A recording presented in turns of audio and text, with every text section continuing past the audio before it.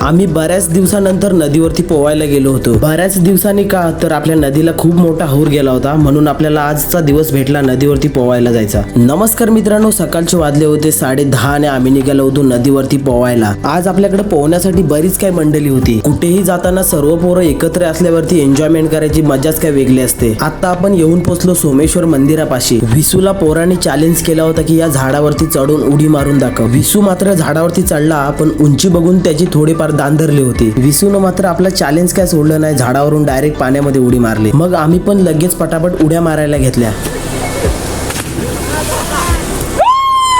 आम्ही इथे थोडेफार पोहलो आणि लगेच टाक्यावरती पोहायला गेलो. आज टाक्यावरती पाणी तर खूप कमी दिसत होतं. ज्या दिवशी नदीला हौर गेला तेव्हा टाक्यावरचा सीन बघा.